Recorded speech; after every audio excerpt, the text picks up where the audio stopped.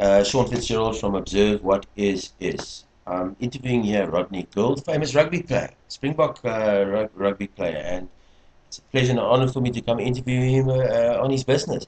And I'm going to ask, be talking to him a little bit about what he does, and the nature and what it requires to be a successful business owner. We under the playlist of business owners, business strategies and tips. Rodney, your name is Rodney Gould, and you are married. A little bit about yourself. I'm married to Elaine, have two children, Gary and Denise, and they've got five grandchildren. Wonderful. What is the nature of your present business as it stands today? It's a specialist in the sealing and partition industry where we supply goods to do those products. So we specialize in interior systems that decorate the building and finish the building off. Okay, great. Have you ever owned a business in another field? No, I've never owned a business in another field, but I did own Rodney Gould Shop Fitters, which was a contracting business. All right. And we've converted to being a seller of products or a trader and left the contracting business. But that experience helps us immensely in our current business. Wonderful. Thank you, Rodney. Why did you start a business in this field? Give us some of your story. It was difficult. I enjoyed the building. I've always enjoyed the building industry, and sitting back and watching people build and then seeing the end result is always fascinating me. So I've played a role in Durban. We have a hell of a lot of buildings, Okay. but mostly the interiors where nobody really sees us. But we started as contractors in 1970, so we've been around for 45 years in this industry. And we've had a lot of people pass through us as employees who are dominating the industry in our field in all parts of the country. Okay. So a lot of them trained here, Yes. and obviously I didn't pay them enough, so they left. Okay. Rodney, I'm just going to sit on this side. Sorry, just so I can get this on the sound side. That's fine. Yes, carry on. Some of the challenges to start your business in this field. Do you have any challenges? Obviously you start a business with only your passion, and you've got to have some help. And I was very fortunate not being able to hammer a nail in a piece of wood, but I had a lot of very good guys around me, and I managed to hire those sort of people that would help me to round me off as a businessman in this field. So I am very non-technical, Okay. and I've learnt from those who were technical Okay. to a degree, but I'm still not good at hitting a nail in a piece of wood. Your association with the Springboks, was this did this help you become a better business person? Would you say? I don't know that it helped me become a better business person, but it certainly opened a lot of doors for business. Right. And people were very kind to me simply because I played sport. Yes, yes. And I think this applies to most sports people, as long as you are socially active Yes. and being in the news. I think people like to mix with you. Yes, no, I understand that. Yeah, no, for sure. Uh, the present benefits to you of owning a business in terms of your family, in terms of freedom, are there benefits to you? Yeah, there are many benefits having your own business, because it does give you a lot of freedom. But you've got to be financially secure, Okay. um, and that status always is a challenge. Right.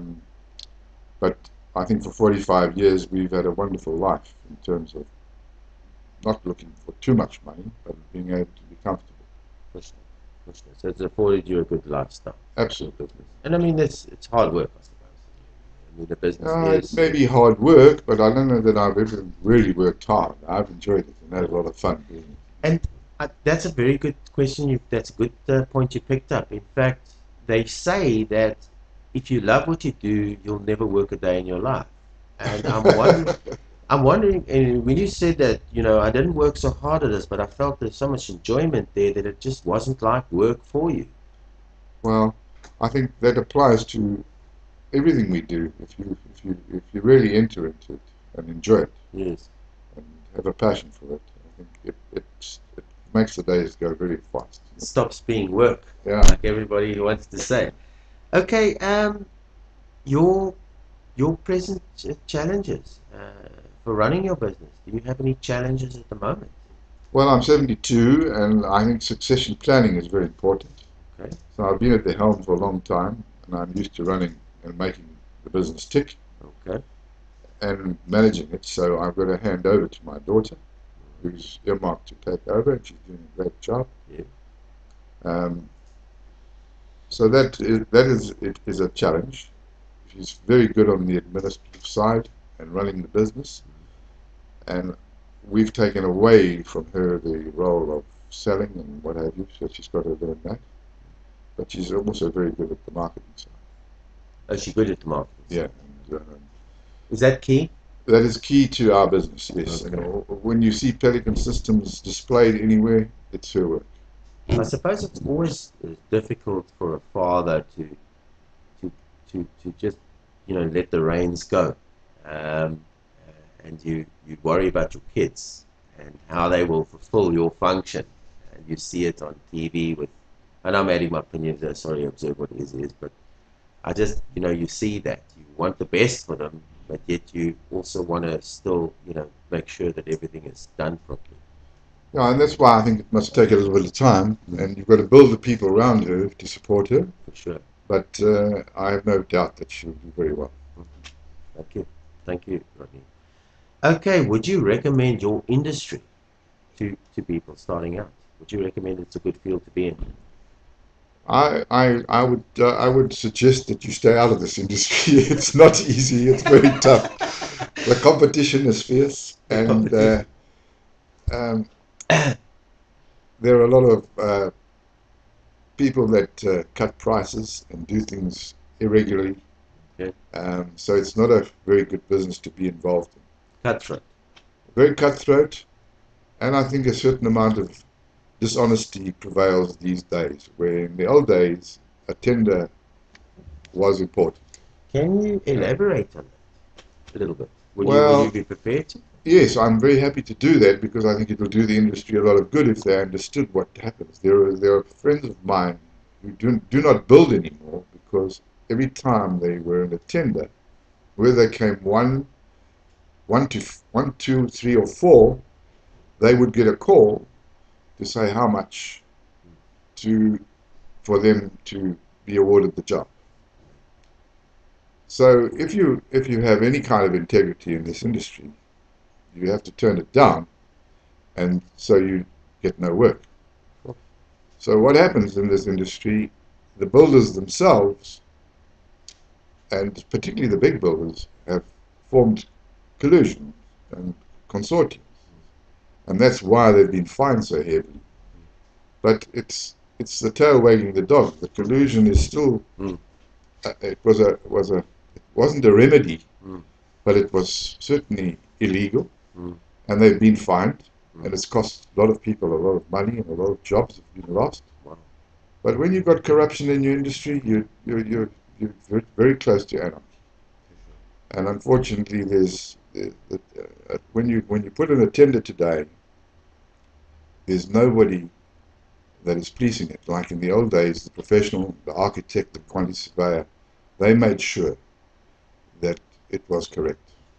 Interesting. Sorry to interrupt there. You said nobody's policing it. What do you mean? Is this what's happening in? Would you say this is general to industry or just particular to your field?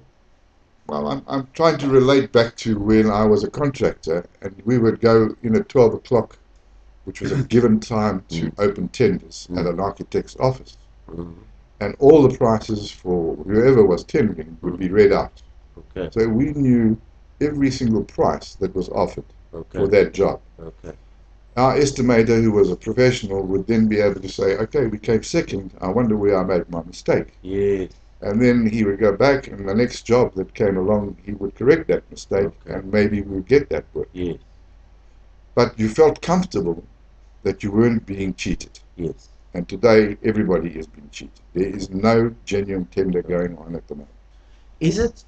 And I do want to ask you: is it because money is tight? Is it because we are being pressured by society to the new, the technological advancement to be able to make livings that people are tempted to cheat? What is what in your opinion is the reason? If we weren't like this in the past, how come we become this way? Because we've got dishonest people in power and running these places, and all the wrong people are there, and they they seem to have to make money whichever way they want to make it, and they will not go the honest route, Okay. and it affects everybody in our society. Okay. Well, we see it with the load shedding as well. I'm not necessarily that, but I mean, I'm just thinking of how the country's run in terms of, we just don't have enough electricity, and I've known this for years, and I'm just wondering where the money went for that, for making of electricity. Yeah, well, we did the power station in Cape Town, Cuba, Yes. and if you just understood the red tape that was involved Wow. and the secrecy, Yep. and that was a long time ago. We did the fire doors, Yes. and it was really difficult Sure. to get in there, and they had certain rules, but those rules have gone out the window now. Now there's no more Yeah. rules. Yeah, now anybody can get a job now, and you don't have to be very qualified either. And that's the Is sad part, there bribing in the industry? without a doubt. Would you say that? Huge bribery And and would you corruption. say generally in industry, not necessarily in your business, that people is bribing today, or is it just I particular think from I your think it's experience? rife all over South All Africa. over South Africa. It's one way of getting what you need to get. Yeah. Right. Thank you. Prospects of your business, future, good? I think they're very sound. We have quite a tremendous growth factor. Okay. We are going from supplying contractors, so very, very straight to the industry. Mm. We're now supplying distributors as well, Okay. and our products in demand. Okay. And we've got some very interesting products. Okay. We're the first people to brand all our products, Okay. even though they're made in China. All right. And it's a South African brand, Jumbo and Econo, and those brands are just growing all the time. And gypsum board is the favorite product to do ceilings and partitions. And we have our own Jumbo brand, and that is growing. And what we've introduced is a metric board, which is a 1 meter wide board, contrary to the old 3 foot and 4 foot. All right. And we're the first, not only in South Africa, but in the world. Okay. And we only introduced that last year. But it means that the handling, the logistics are just so much better for everybody. In other words, 100 boards at 3 meters by 1 meter, that's 300 square meters. You don't have to have a calculator. And all your ordering, your transport, your on-site storage, your in-store storage, all saving money all the time. You mentioned you mentioned China. I know China's becoming a big player in the world. Is this good for South Africa? I see it in the clothing industry. The clothing industry is suffering. The shoes industry is suffering. Well, that's a very interesting question, because I do believe that the Chinese certainly killed the clothing industry and the shoe industry. And I believe that people are now starting to manufacture again in South Africa, both shoes and clothing. So maybe that cycle has been very good in terms of pricing, but it's certainly not been good in terms of jobs lost and that sort of thing. Because there were really a lot of people employed in the clothing industry and the shoe industry. So that's worrying. And us buying our materials from China is very good from a price point of view, but they tend to give you poor quality. Quality is not up to scratch. And we've got a person over there who polices that for us, and that's why we have branded our products, so that the quality is reasonable standard and a high standard. So hopefully we'll continue, but the rand exchange rate is a real challenge at the moment. Of course. And that's created by a strong dollar. But when we started importing, it was 7 rand. Today it's 12 rand. It's a big jump. Yeah, it's just gone through the roof. I want to ask you another question on that. You know, a lot of people, and this is just a general business question to you, Rodney. Is our productivity on par with the rest of the world? And a lot of people says no. No, I will agree with the majority there that we are very slack in terms of productivity. Are we For getting somebody, better? Is there a reason? there's no reason why we should get better because people aren't being educated, they're not being trained, and that's essential for our country. Yes. And the, the, that makes us rather special in the way we operate in Pelican Yes. Systems because we're taking what we can take out of the skill element and doing it in-house. In other Yes. words, we're prefabricating stuff so that, for instance, a door frame is perfect Yes. once you buy it from Pelican Systems Yes. because it's mited, pre-mited. Yes. The locks is cut out in the Yes. factory rather Yes. than on site. Yes. And in the old days, you used to take links of aluminium to the site. Other Okay. people would cut those into a door frame. Okay. But we sell a head and the two styles. And the only thing you need to do is cut the styles in Right. terms of the floor level. Okay. But it's all done for you.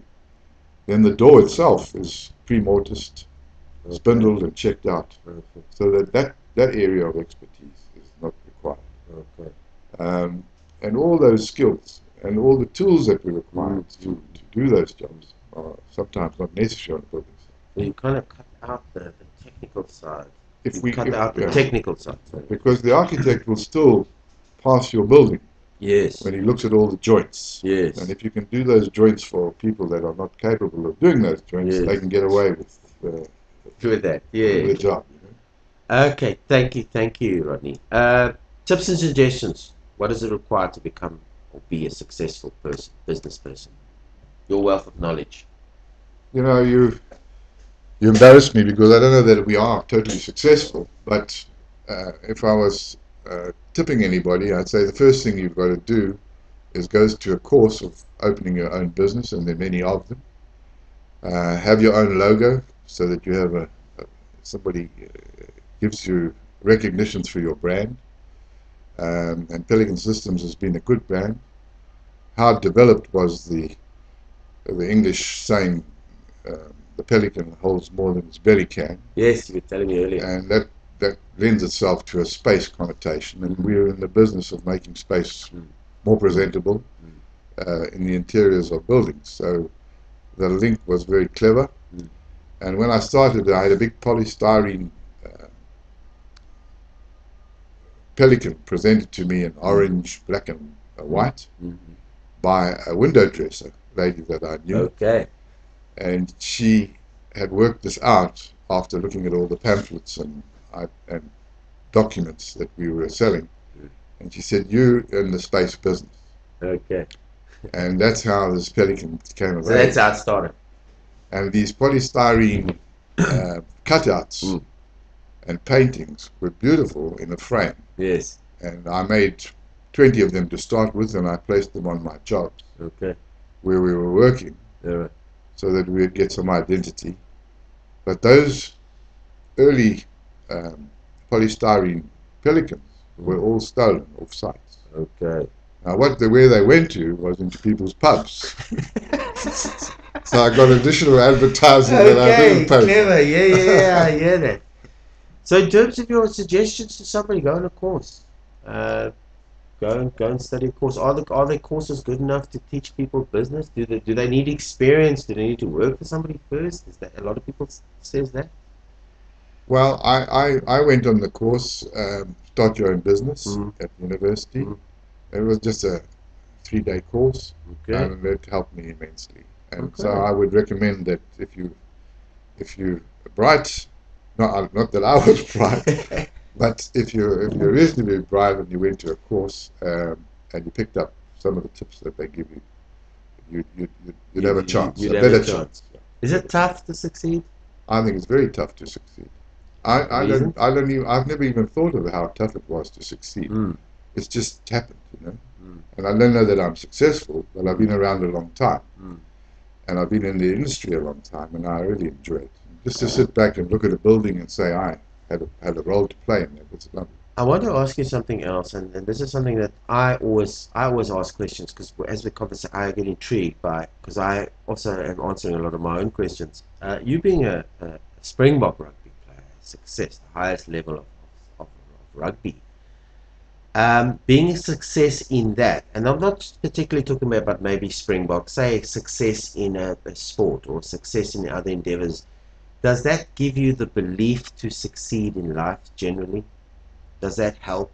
Of course, it helps. You know, Is it important? any kind of achievement where you amongst your peers and you're playing Mm, and socializing. mm. I think the confidence levels are always useful, Always useful.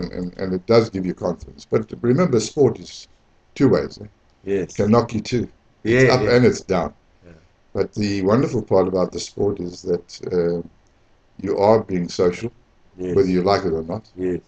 and you meet your fellow man on an equal footing. Mm, Um, and there's so many lovely people out there. You right. can enjoy them. Yeah. And they've got all characters too. I can tell you stories about many people, and I've enjoyed the life that I've had so far. And sport has played a major role. Major part of your life, yeah, and having reached those levels. Thank you, Rodney. All right, I'm just going to do a little expo on what you do. What makes you unique in your industry compared to your competitors or compared to people, compared to people that are in your industry?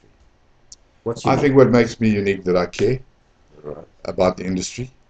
I want it to prosper. I want it to be good and a useful place to make a living.